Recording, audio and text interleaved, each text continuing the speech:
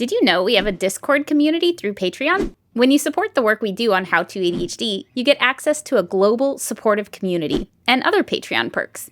If you'd like to join us, go to patreon.com/howtoadhd. Hello, brains! I am here again with Dusty Chipura, who is a master ADHD coach, who is a doula, an expert really on ADHD and pregnancy, as well as created a Notion template with Alix Bacon, who's a midwife and is a mom herself. So yes. I also am pregnant currently. I'm 30 weeks pregnant as we're filming this. I am barely out of trimester 2 myself, so this is a very recent topic for me. I can speak to a lot of this from personal experience, but I wanted Dusty's take as an expert as well on what to expect in the second trimester when you have ADHD, what's unique about the second trimester, the challenges that we face, maybe some of the opportunities that come up during the second trimester now that we get our energy back a little bit, hopefully. We have a lot to talk about for this one, so I'm just gonna dive right in. Second trimester, that's the honeymoon trimester, right? The best one. That's what I was promised. Here's what happened, though. Oh, no. No, I got my energy back, and I planned to do a lot of things in the second trimester, including go on a trip to Italy. Well, the problem was pain. The day before I went to Italy, I was crawling up the stairs, and my partner looked at me, and he's like, if you can't walk, you can't go to Italy. And I was like, I'm going to Italy. Like, that was supposed to be the plan. It's the second trimester. I'm supposed to be feeling better, and I'm going to Italy. And I did, but I had to have, like, there were braces. Now I was not only dealing with bad brain days sometimes, I also had bad pain days. And we did an episode on this, ADHD and chronic pain. It is a real challenge when you're dealing with not just brain fog and like having trouble focusing, but also you're dealing with pain and how distracting that is. The second trimester is the honeymoon, you know, like that's when it's exciting. Relative. But yeah, it's relative. And also, like, it's not that way for everyone too. Like, we talked in the last episode about morning sickness, and some people are going to experience hyperemesis gravidarium, right? And so some people's nausea just lasts the entire pregnancy. There's no like underlying major issue. That's just their roll of the dice. They just get full-term pregnancy nausea, or they have the more serious, you know, kind of morning sickness where they have to actually be hospitalized. There could be all kinds of different things going on in your second trimester that maybe make it not so glorious, right? Right. But generally speaking, how does the second trimester go? Different people use different standards, but sort of 14 to 26 weeks, you're starting to get your cute little baby bump, right? Hopefully your morning sickness and your tiredness are abating. Your baby is growing, lots of important functions, and that estrogen is continuing to rise. So if you are off your ADHD medication, or even if you're still on it, hopefully you're starting to enjoy a little bit of mental clarity. A lot of the testing and things that you need to do in trimester 1 are over. So, you know, you're probably going to do your gestational diabetes test late into the second trimester, maybe early third trimester. You're going to get your mid-pregnancy scan, so you're going to get to see your baby, right? 20-week ultrasound. Yeah, maybe. That was exciting. Yeah, maybe get to find out your baby's biological sex if that's something that's interesting to you. For many people, the second trimester is the easiest. That doesn't necessarily mean it's the easiest for everyone. Sometimes when you have ADHD, I think it's easy to look at everyone else or look at like the examples of pregnancy that we've seen in the media or what we've heard from our friends and really compare ourselves against the norm. And it can be really challenging if we're not having like a normal experience. So it is really important to understand that like there is no normal in pregnancy. Everybody's pregnancy is different. A challenging pregnancy doesn't necessarily indicate a challenging labor. Complications in pregnancy don't necessarily turn out to be complications in labor, and vice versa. So it's really important, I think, not to get too anxious or too stressed, and also not to compare yourself to other people's pregnancies. That part's hard because I'm constantly like on the pregnancy forums and going, why does she have like such a cute baby bump and I'm still not showing very much yet? I felt like it took me longer to show, and part of that's because it's my first pregnancy, and then also at the same time I was gonna have a shorter pregnancy than I expected, so I'm like, I'm only gonna get to have it for like a little bit. It was hard not comparing. So I mean, it was exciting that I had the energy to go to Italy, but I also had my second trimester interrupted by something that I didn't expect, which was, it turns out my placenta implanted in the wrong place, and I was diagnosed with complete placenta previa, which shattered my heart, because what it meant was, unless that moved out of the way, which the way that the placenta was blocking the cervix and like completely and on both sides, like it was unlikely that this would move out of the way before I had to give birth. So my idea of how my pregnancy was going to go and how my birth was going to go was completely shattered because I could no longer give birth naturally. I had to have a C-section. And I had worked really hard to avoid a C-section. I did not like the idea of recovering from surgery while caring for a newborn. I really had prepared my body, had done a lot of things, put a lot of things in place so that I could have a natural birth. I was also planning on giving birth around my due date, and now it turned out I was going to probably need to have a C-section several weeks earlier, so that messed up my timeline. There was a lot that kind of got messed up there, and I was also told that I was at risk for something called vasoprevia, which I did not know about, but is really dangerous. This is what the doctor said. He drew me a picture, and he's like, okay, you're going to Google this, right? Like, you're going to go home and Google this, so I'm just going to tell you, you're going to see some really scary stuff. But that's what happens if it's not caught early. The success rate, like the birth rate, is something like 97% if it's caught early versus like if it's not caught, like over half of these babies die. It did reinforce that even if everything feels like it's going fine, which it did, other than, like there was pains and stuff, but I was like, why do I even need to go to the doctor? Like, they barely do anything when I'm there. Like, I don't know, they check the heart rate, and like I'm there for 15 minutes, but it takes me an hour to get there and wait in the and go home. It was really helpful to understand, like, this is why routine prenatal care is actually really important. Pregnancy is a wild ride. Anything can happen at any time. The first trimester, everybody, it kind of seemed like is in the same boat of finding out that they're pregnant and like hoping that everything's okay with the baby and learning how to manage a pregnancy. Yeah. The second trimester is when outcomes start to differ, right? Yeah. And I think you're talking about something kind of important there, which is expectation management. At least I know for my ADHD, it's really hard when I think something is going to happen one way and then like a plan changes. I really struggle in coping with disappointment. Mm-hmm. And the way I always tell people is like, okay, it's like this. If I decided that me and my family are going to the fair for the day, and then I wake up Saturday morning and it is pouring rain and I have a migraine and everyone's cranky, like it's so hard for me to switch plans. Like I used to be the kind of person where I'd be like, no, like we're going to the fair. We said we were going to the fair. We are going to the fair. And I would make everyone go to the fair in the pouring rain and I'd be miserable and we'd all be miserable. But I'd be like, this is what we said we were going to do and we're going to do it. And I've really had to recognize that in myself and learn that like when I think something's going to go one way and then it goes another way, coping with that change emotionally is really impactful for me. And I think maybe that's a little bit of what you're talking about. Yeah, and I want to point out, I'm not going to ask you to repeat that because I think it was perfect that we had a sound effect in the background as you were saying that of just like screeching tires and like angry driver, like, right? It's just that's what it feels like. It's just like, like this is not what I signed up for. Yeah. And like this was not the pregnancy experience I had planned, right? Yes. And like knowing that things are not going to necessarily go according to plan, I think is helpful. But there was another thing that I ran into that was challenging, and I'm curious if you see this with your clients, is the newness and novelty of being pregnant wore off.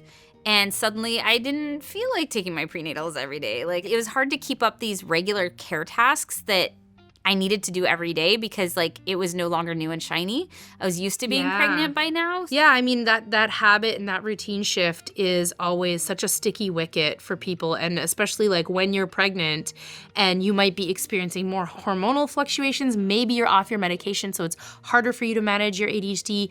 Doing things that you don't feel like doing can be really challenging, and the stakes are like higher, and maybe you're having more impulsivity or you're having more motivational gaps, right? Or even like, I don't want to. Like somebody said I had to do this every day. Like, screw that. Oppositionality. Like, the oppositionality came out a little bit. Like, ugh. I don't know. There were days where I'm like, I'm not going to take my prenatals. It was this like act of rebellion. Yeah. Like, I'm not going to do the thing that everybody says I'm supposed to do because like, I don't know. That's like, so interesting. If I had a client struggling with that, I would probably ask them like, okay, how can we use something that you know that's worked with your ADHD in the past? Like, do we need to gamify it? Is it about accountability, right? Yeah. Is it about body doubling? Like, do you need someone to sit with you every day while you take that medication? Or can we make some sort of game out of it? Like, how do we work around that oppositionality? Because you've named it, you recognize it, you're like, here's what I'm struggling with. And that's why it's so important to like understand your flavor of ADHD, right? Like, is it perfectionism? Is it forgetfulness? Is it emotional dysregulation? Where are you likely to struggle? And how do you start using the same supports that you would use even when you're not pregnant, but really scaling them up? I think for me, it was a little bit of like resenting the unfairness of like, other people don't have to do this. Why do I have to do it? So what did work? How did you do it? I gave myself choice. I went, okay, like you don't have to take the prenatals now. You have to take them at some point. So instead of having my prenatals in the cupboard in the kitchen where I would have them with breakfast every day, I started keeping them in my car. so that I could take them whenever I felt like, as opposed to having to take them at a certain time. I think I just had to let myself skip a couple of days and be like, okay, cool. Like, I'm not going to force you. Like, yes. And this is where it becomes really important to say there's lots of important things to do during pregnancy, and you don't have to be perfect. Like, if you miss your prenatal vitamins a couple days, like, it's going to be fine. Right? I think that was it. I think at this point I was tired of being perfect. I was tired of having to be perfect. I was tired of having to stay on top of all of these things. And so I think I just needed to cut myself some slack by now, because I had put so much pressure on myself trying to get pregnant. I'd put so much pressure on myself to get everything right in the first trimester. By the second trimester, I was like, I need some room. Like, I need some flexibility in what I have to do every day. And so giving myself ways to rebel in ways that were still okay for me and healthy for me, I think was really important. That's a great idea. I know, like, one of the things I was struggling with in the second trimester was I really wanted to eat a variety of healthy foods. A study showed that, like, the more blood sugar spikes that you have during pregnancy and the longer they go on for, that's gonna put your baby at risk of developing diabetes or having an enlarged pancreas. If it's just like a one-off, like you have some cake at your, baby shower, like, you don't have to panic and be perfect about everything. The amount of sugar and carbohydrates that you're eating during your pregnancy versus stuff like protein, like your macros, managing your macros, that can have measurable health outcomes, like developing gestational diabetes, like your child developing diabetes. And if you have diabetes going into the pregnancy, there's a lot more to manage there. So nutrition stuff can be challenging. You got to make sure you're getting enough iron. You got to make sure you're getting enough protein. And some of the foods that I really wanted to make sure I was having were foods that were rich in omega-3 fatty acids and good for brain development. So stuff like walnuts and sardines. And I really don't like eating either of those foods. So I did a couple of things. You don't have to eat sardines the way that I ate sardines. This is just like, I arbitrarily decided you don't have to eat sardines. I did not but eat any sardines. I was like, I'm going to eat sardines because they're like a good source of... So I would bring a can of sardines to work. I would drain them. I would literally like take a big breath in, hold my nose, I'd go like, and then I'd be like, I would shovel an entire can of sardines into my face, be like, chew it, and then I'd be like, and then I would like have a delicious drink, like a Coca-Cola or something that I really wanted, and I would just like really quickly wash it down, and I would just like power eat like sardines as fast as I could without breathing, and it kind of became its own little game, right? Like, never in my life have I said, I'd really like a sardine sandwich right now, but I was able to figure out how to get myself to eat them because it was important to me. I kept a little bag of walnuts next to my computer, and the way that gamification works for me, and it works differently for everyone, is like when I saw the walnuts next to my computer at work, I would be like, yes, I am supposed to do this for my pregnancy, and wanting to eat them became irrelevant. The goal was every day you have to eat some of the walnuts from that bag. It's just like almost like a box to tick. And so I would eat them, and I would get a little boost of dopamine being like, okay, I did like a thing that I'm supposed to do. In that sense, I sort of took some of the wanting to out of it, because wanting to do something can be so fraught with ADHD, right? Because so often you don't want to do the dishes. You don't want to brush your teeth. You don't want to eat whatever food you're trying to eat. So finding little ways to, like give yourself some control or some like choice or a game, or just like find a creative backdoor into doing the thing that doesn't have to look like, I have to do this thing, but I don't want to do this thing, but I have to do this thing, but I don't want to do this thing, because like that's just such mental torture with ADHD. It is, yeah. And eventually we're not going to do it anymore, right? Exactly. Like, you can actually make it harder to do the thing if you're forcing yourself to do it, because now you're associating this thing with being forced to do it. Exactly. So for me, it was, I didn't eat any walnuts or any sardines. I got that stuff from other sources. Overnight oats, eat the oats with the chia seeds in them. It's so funny because I did not enjoy eating those sardines, but when you say the words overnight oats and chia seeds, I have like a visceral reaction. I'm like, oh God, overnight oats are so good for you. I don't debate that. I mean, the key is like find what works for you as a delivery system. Like, it does not have to be sardines. It could be chia seeds. It does not have to be chia seeds. It could be sardines. It could be,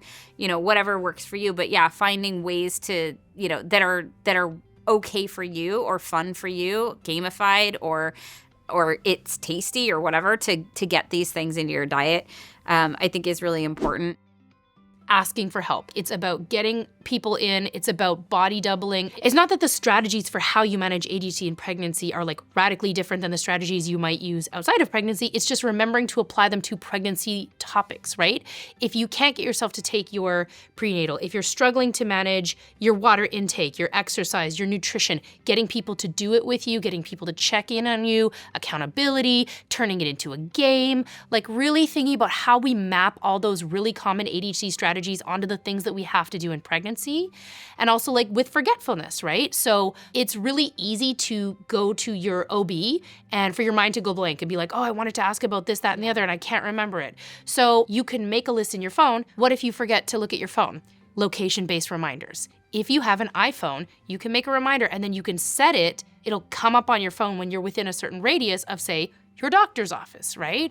So lots of, clever little hacks that work for other things for ADHD are going to work for the things that you're struggling to manage in your pregnancy. My partner and I both found it harder to keep up with the meal planning, to keep up with the ritual of taking the prenatals. There were days when I had energy, but I didn't want to exercise because I was in pain. It was really hard. The SI joint instability around ligament pain would be so bad sometimes. I'd be doubled over in pain. Never would I ever tell someone not to consult with their doctor about something, but I will say round ligament pain is very normal during this trimester, and it is not a sign of anything that's gone horribly awry. And I just say that because, again, there are some ADHDers who are very over anxious, very perfectionistic, very go into the weeds about things. And so sometimes you do get these sort of shooting pains right around here. That is normal, but if you're concerned, you can talk to your doctor about it, but also try not to stress too much. There is some level of belly pain that's pretty normal. I also have sensory sensitivities, or I'm very sensitive to sensations, and so I felt these things really strongly. I don't know how much of this was euphemistic and how much of it is just that's the experience for other people, but my doctor would be like, oh yeah, it can be uncomfortable, and I'm uncomfortable. It takes me out. I am doubled over in pain. Mm-hmm. That bothers me so much that oh, it's a little uncomfortable. I'm it's painful. We could have a whole Why discussion are we calling it uncomfortable? We it could is have a painful. It is horrifyingly painful. I drop to my knees from the pain sometimes. Women's pain in the medical system. Yeah, that's a whole other episode. We might have to have that episode.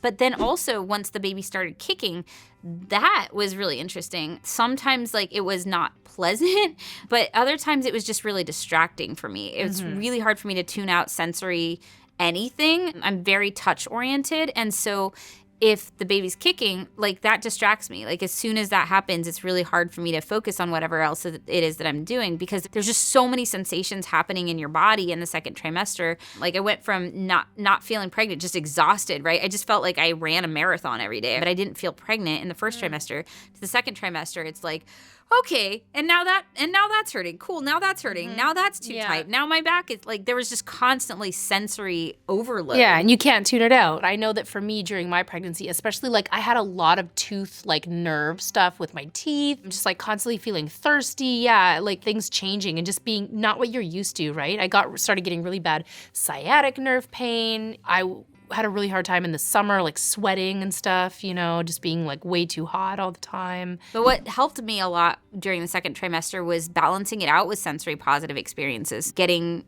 prenatal massages, that it was a chance for me to experience touch that felt good from a sensory perspective instead of just all of the sensations that I was feeling in my body that were painful or uncomfortable. Having pleasant smells. I got something called a bump box that they deliver every month. And they'll deliver products that are specifically tailored to that part of your pregnancy. Here's chamomile tea, or here's rose water that you can spray on your face. There were a lot of really sensory positive experiences, and I think that was really important for me to help balance out the negative sensory experiences that I was having. And I think one of those tips that I would give to people in the second trimester and also in the first trimester is advocate to your care providers about your ADHD, talk about your brain. When Alix and I started working together on ADHD and pregnancy, she was the president of the Canadian Midwives Association, and she told me that before she met me, she never screened for neurodiversity. She said she never had a client who divulged their neurodivergence, but she also never asked.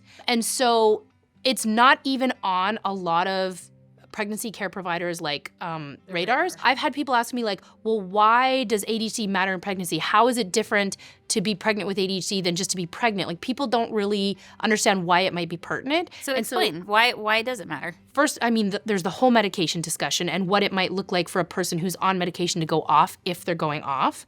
But I think in general, ADHD impacts every aspect of our lives, and that includes pregnancy, right? So how we're going to think about pregnancy, how we're going to manage our pregnancy, all the to-dos, taking the prenatals, remembering to do and not do things so that you can have a safe pregnancy. We know that ADHD impacts stuff like oral hygiene, sleep, nutrition, mood, and family functioning, and then that whole emotional dysregulation piece, right? So for me, a huge aspect of my pregnancy, because I was unmedicated when I was pregnant, was severe rejection sensitivity and emotional dysregulation. And so I think it's really important for people to advocate to their care providers. Like if you have an OBGYN or you have a midwife, letting them know I have ADHD or I have autism or I'm autistic and ADHD. And so here's what that looks like for me. Here's what that means to me. Alix does a great job talking about this, but one of the reasons it matters is because if you have a midwife and your midwife is coming to your home and your home is really, really messy, or you're chronically late for your appointments, that might indicate something to your care provider that isn't actually the case, right? Because they're gonna fill in the gaps. Alix used a term once that I had never heard before. It was like a medical term that was like a total slap in the face to me, which was treatment non-compliant.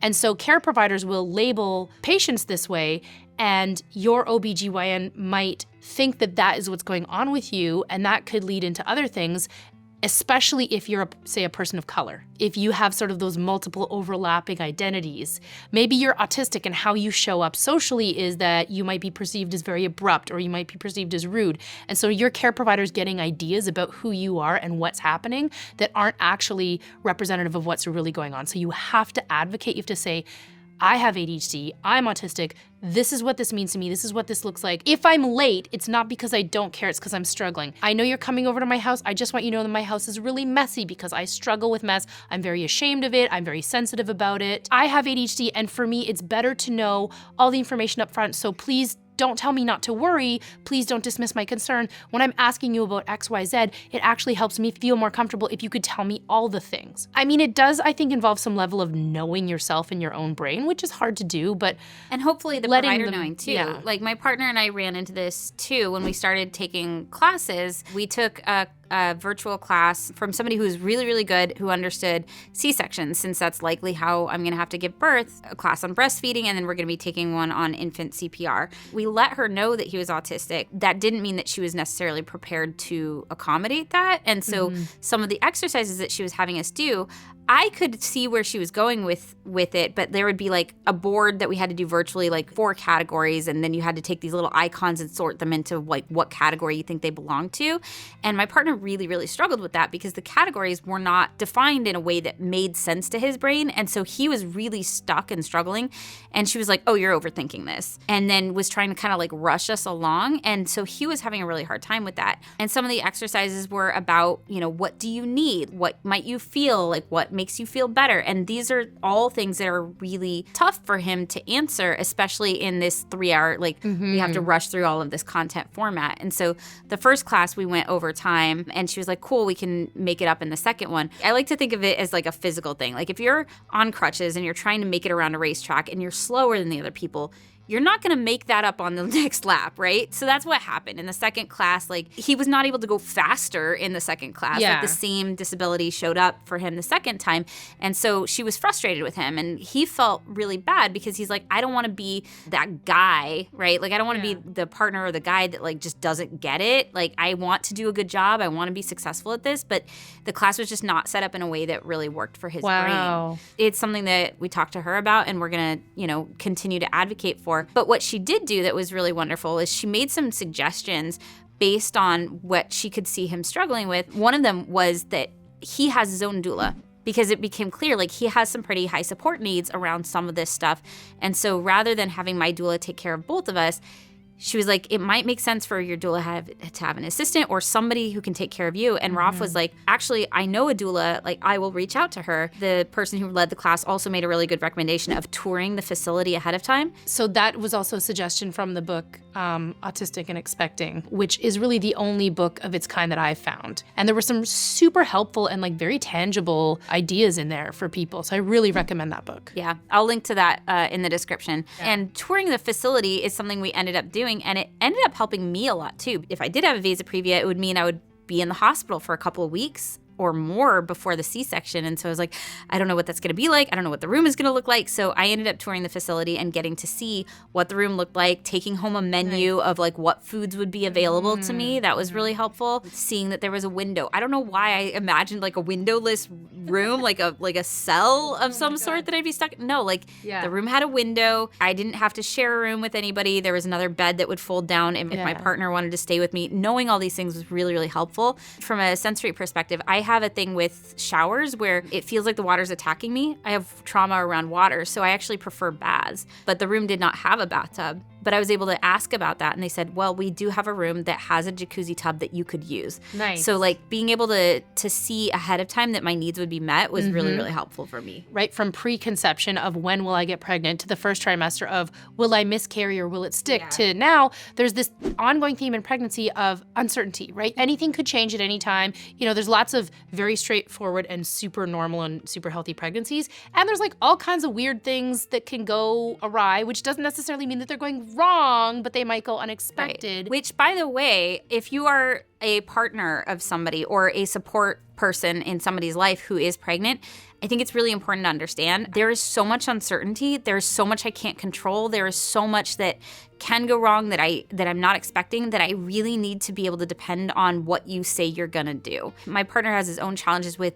doing that, including like overcommitting and wanting to say yes to all of the things. But I told him it's actually better for me if you say no, if you can't do something, because I'm dealing with so much change and so much uncertainty that like if things are shifting with you as well, that makes it harder. It would actually be better for me to know that you're not gonna be able to do this than for you to do it sometimes and I just don't know if it's gonna happen or not. And so if you're a partner of someone who's pregnant and you have ADHD, I think being mindful of your overcommitting and mindful of following through is really important because your partner does need you more, so managing your ADHD better. If you struggle to manage your ADHD, getting an ADHD coach is a great way to get that support that you need, and just like managing your own needs so that you can be there for your partner, right, is really important. I know one thing that my partner was concerned about is paying attention to his needs without centering himself, without making it about him. That was really difficult because he wants it to be about me. He wants it to be about my needs. But the challenge is if he does overcommit and he does try to do too much to take care of me, then he melts down or he's overwhelmed. He burns out, right? And then he can't be there for me. And so it's a really tricky balance, but I think what you said is correct. It's a great time to work on your emotional regulation game because sometimes your pregnant partner is going to be very unreasonable and very angry at you and everybody for no reason. And it's a great time to learn how to not take things personally. Yeah.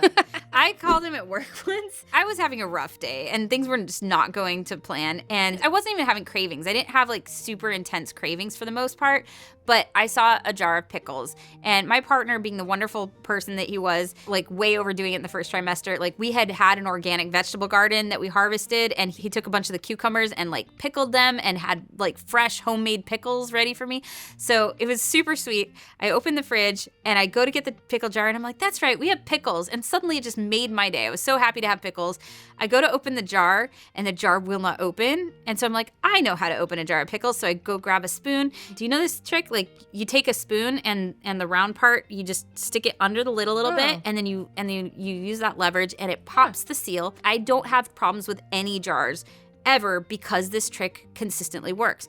It did not work because it was his homemade thing instead of like the factory seal thing. It was a different seal, different problem. Like it wouldn't open. Suddenly I flew into a rage. Like I have never raged. And I looked at this jar and I was like, I will smash this jar like on the ground. Like I need this jar open. I just need a pickle. And I'm like looking at the ground going, if I smash it on the ground. I bet there's like one pickle that I can get out of it that won't have glass in it, and I can have one pickle. And I was like, that's not a good thought. That's probably not. So I did what I don't usually do because, you know, we both have focus issues and we both have like important meetings and stuff. I called him at work and I was like, I can't open the jar of pickles. How do I get the pickles? How do I open the pickle? I'm just, nothing's going right and I just want a pickle and why can't I have a pickle?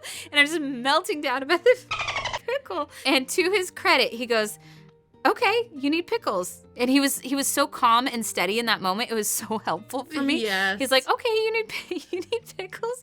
He's like probably not trying not to laugh because it's the most stereotypical thing ever. Like the pregnant person must have pickles now. It was funny, just like the amount of rage that I had. Oh yeah, I cried to a Nickelback song while I was pregnant one time, and then I cried to an Ed Sheeran song. You know that Galway Girl song where he's like singing about this girl playing the violin, and then there's like a little Celtic fiddle part in it, and I was driving to work and I was like, I love the Celtic fiddle so much. I fucking love Celtic music. Why don't I listen to more Celtic music? This is the best. Like, I was like, I don't even know what emotion I was feeling in that moment. If you're the supportive partner of a person who's pregnant, your partner might be unpredictable and that might catch you off guard. And you can't be reactive, right? You have to be sort of ready to emotionally support them. It's not going to last forever, which is helpful to know, but you getting your enough sleep, you getting your good nutrition, you getting your alone time, your fun time, your exercise time, and you having your own support network is gonna allow you to show up for your partner, especially if you're autistic, especially if you have ADHD. But another thing he did that was really, really sweet was he got me this necklace. So this is a bola necklace. It has origins all the way to something called a druid bell. And the idea is you can wear something like this and it has this really pleasant, like meditative tinkling sound and the baby can hear it and it calms the baby and it can calm the baby after birth as well, which is really nice. But it's a really sweet piece of jewelry that he got me. And it's something that like reminds me that even when I'm like, nobody cares and I'm all alone in this pregnancy, like, yes, but also like your person picked out like for like a freaking handmade necklace from France off Etsy and like shipped it out here so that you could, so like having a physical reminders, yeah. And something that's sensory good because there's so much in this trimester that's not sensory good, including the way that clothes are starting to not fit right. And then my body's constantly changing. It feels bad for me, like when my clothes are too tight. So there's just been so many challenges and like trying to get dressed in the morning is such an ordeal. Another thing he did that was really supportive that helped a lot was just sit on the bed while I went through my clothes and tried them on. It is a lot for me to try on the clothes, go look, decide if I'm happy with this, decide if I'm going to keep it. If not, does it go in this bin? Does it go in that bin? It's just very cognitively heavy. And so instead, I just would try something on and he would let me know if it worked or didn't. Then I would know where. One less decision. One less decision, right? Right. All I and had body to. doubling. And body doubling, yeah. So it was both body doubling and it was active body doubling. So he was sharing the cognitive effort with me, trying to figure out what to wear when half of my clothes didn't fit me anymore was really hard. And then the body issues, you know, a lot of people with ADHD struggle with disordered eating. I definitely did. And so that too, like gaining weight and knowing that this is a good thing and that you're supposed to be, that was another hard thing. I think in trimester 2, one of the things we really have to talk about is that rejection sensitivity, is that emotional dysregulation. It's going to be different for everyone. And again, your estrogen is rising, so you might be totally fine. You might be fine. And if so, that's great. You don't need any of these strategies. But if, like me, you were an absolute monster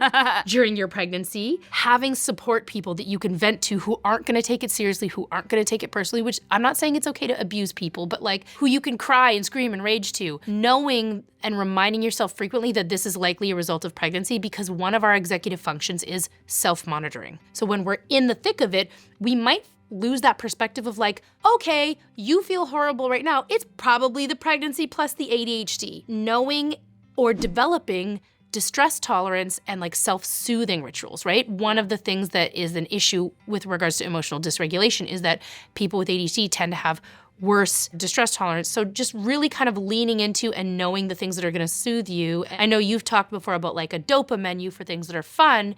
And I think you could have a similar thing for like soothe menu. Yes, yeah. Something, Yeah. you know, if you're going to forget and you're just going to be a rage case for like days, having notes or visual reminders or an alarm that pops up on your phone that goes, hey, are you roll mad right now? Maybe have a snack. Why don't you watch your favorite Arnold Schwarzenegger movie? Yeah, and that actually reminds me because when you're in the thick of it, you're not necessarily going to remember to check that list. Wherever you usually go when you're upset like that, that's a good place to put the list. So if you're like me and you eat your emotions, like put that list on the fridge. If you are also like me, go to your partner and like, hey, I'm dealing with this, and you want them to fix, like give them the list, and then they can be like, cool, here's the list. Like, what of these do you need right now? Like, if they can support you, they can support you. But if they can't support you, they can be like, here, this is the list that you gave me to give back to you when you need it. I had a partner once say to me, like, you told me that you wanted me to tell you da-da-da-da-da. That's the problem with getting your partner to do stuff with you when you have ADHD. You go like, I'm going to tell my partner that whenever I don't want to unload the dishes, that they should tell me that I do want to unload the dishes. So like in that moment when your partner goes, hey, just a reminder, you told me that if you said X, you wanted me to say Y, like, then you're like, oh, right, I did say that. Okay, you know what? You're right. I kind of want to actually print it out on nice paper and make it like an actual, like a spa-like menu of services. Yeah. Like, here are some self-soothing services you might want to try. I love that. You know, which would you like? The pregnancy bubble is something I got from you. Do you want to explain what the pregnancy bubble is? Yeah, so it's almost just like an invisible bubble that you imagine around yourself that sort of keeps everything that you don't want on the outside. So drama, people that bring you stress, like imagining an invisible bubble around you that's like emotionally safe, right? So you're keeping all the things on the outside that are gonna stress you out. That was something that actually helped my emotion regulation, was recognizing that I didn't have to get caught up in other people's. If somebody else was a tornado, I didn't have to get swept up in that tornado. I used to. If my partner was upset, I'd be like, what's going on? And my empathy was so strong that I would feel what he felt. But I read really early on, and I'll link to that article as well, that your baby feels what you feel. And so I looked at him and the tornado of emotions that he was at the time and melting down, and I went, I can't get involved in this. I can be there for you. I can support you. What do you need? But I can't sit in that emotion with you, because if the baby feels what I feel and you're in a lot of distress, then I don't want to sit in that distress with you and distress the baby, right? Mm-hmm. It allowed me to separate emotionally in a way that I never have. I always say pregnancy is the perfect time to practice boundaries because you have so much more incentive and you really need it, but it actually can really lay the foundation if you are a person who's always struggled to set boundaries, to start to understand what it means to be like, okay, that's you and this is me, or to say no to things like, no, I can't take on that extra project at work. No, I can't commit to coming to your birthday. Like, you get a lot more comfortable because you have a lot more leeway to say no and to claim your space. And for some of us, that's the first time we've ever done it in our whole lives. If you're doing that during your pregnancy, pay attention, because you can continue to do it after your pregnancy's over. I just want to acknowledge that a lot of the things that we've talked about in terms of managing ADHD in pregnancy and managing some of those unpleasant symptoms are maybe not always things that are going to be accessible to people if they're low income or they have more barriers. There's different ways, I think, to get these same needs met, right? Like community. Number one, if you are low income and you can't afford a doula or you can't afford prenatal classes, right? Really linking into other pregnant people in your community, other moms or other parents, you know, neighbors, family. Like, who do you have in your network that you can trade? Can you get friends that are comfortable giving you back massages? My massages are also something I was able to get a prescription for from my doctor, and my insurance will cover a good chunk of those. So there's also ways to do it for cheaper or for free. But yeah, having other options. Like if I couldn't have afforded the classes that we did, I would have gone with just tiny hood classes, because I think it's like $149, but like for all of the classes, and then you can go and rewatch them whenever you want. There's definitely different options at different price points. Or even like the stuff you were talking about with the smells, like, can you go to the dollar store and get something like a nice smelling candle, right? Or a lot of what I do is I just wrap myself in really soft blankets. Like, that's, they're blankets I've had around for years, but right now I'm like busting all of them out and making sure that they're everywhere because it's important to me to also have these sensory good experiences. Stuff like pregnancy pillows can be such a huge boon. Yes, all of that stuff is expensive. You don't have to buy any of it new too. Facebook Marketplace, like you're pregnant for such a short time that it's actually really easy to find that stuff like breastfeeding pillows, pregnancy pillows, lots of that stuff you can find like on Facebook Marketplace for like $5-10. Or hand-me-downs. We got a lot of stuff as hand-me-downs from a friend of my partner's who was pregnant and doesn't need them anymore. And it's worth it to ask. I'm in a ton of like mom groups on Facebook, and I remember once I saw a woman post that she needed a breast pump. Well, I have a double breast pump. I got it used on Facebook Marketplace, but I wasn't using it, so I just lent it to her for like a year. Yeah. And then she gave it back to me. Like she said, hey, does anyone have a pump? I had a pump. Like you can also trade with people. No, that's a really good idea. Childcare is a thing. That was one of the most stressful things for the second trimester is figuring out childcare because I live in Seattle and it's so expensive. It's so expensive. The option that would actually somehow be cheaper would be to have an au pair come and stay with us because of how expensive childcare is here. An au pair would actually have been cheaper, but we don't have the space for that. Nanny sharing is a thing that people do, like splitting the cost of a nanny because that can be cheaper than daycare. Even with the expensive daycare, which we ended up figuring out how to budget for, it's still really hard to get on the list. Like there's a really long wait and it felt like such a big decision and you have to make it so early. Like I was told by people in this area, other moms, that you need to be on a list almost before you get pregnant. And so I was really stressed about whether or not I was going to have childcare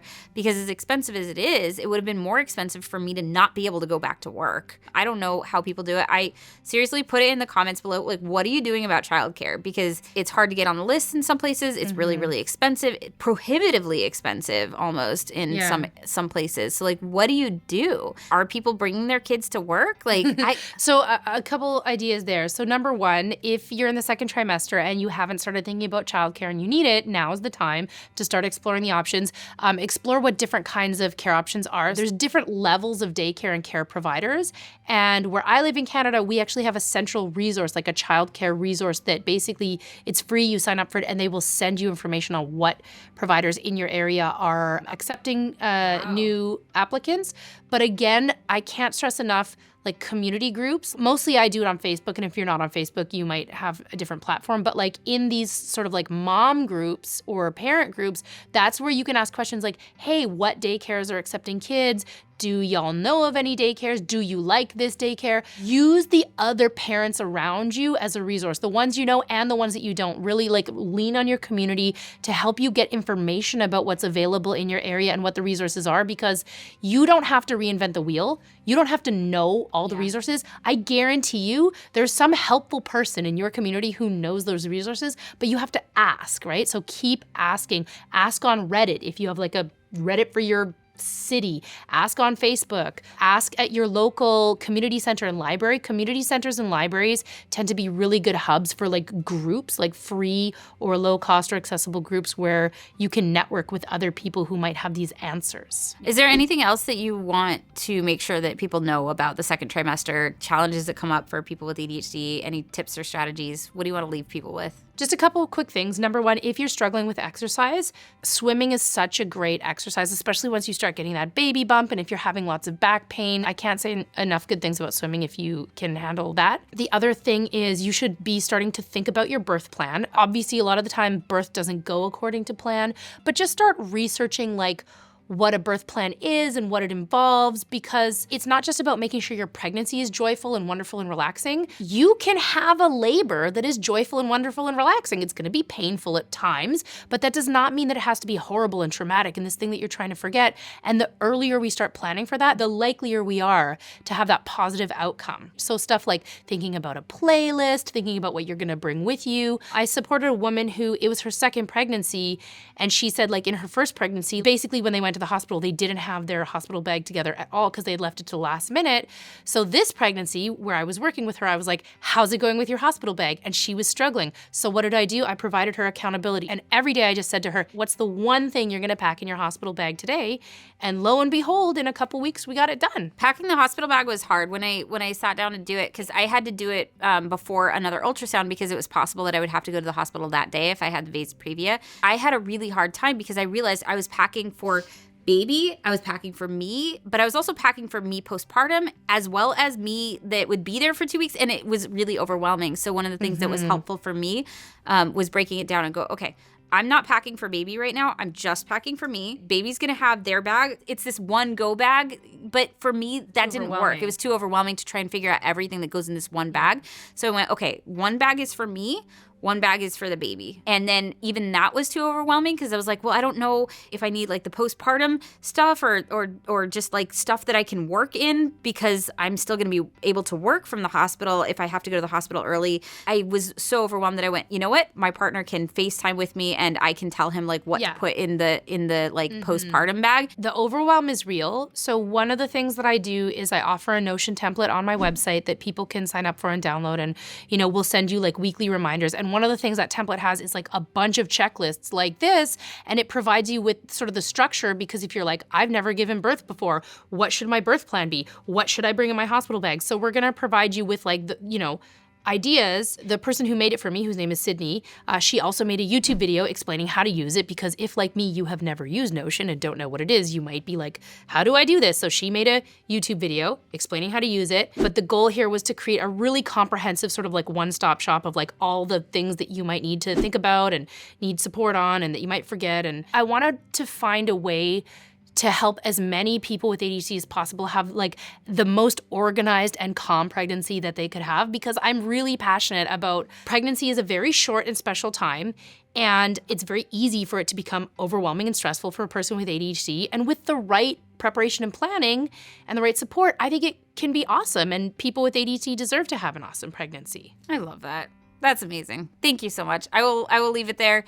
Thank you to my brain advocates and all my Patreon brains for making content like this possible.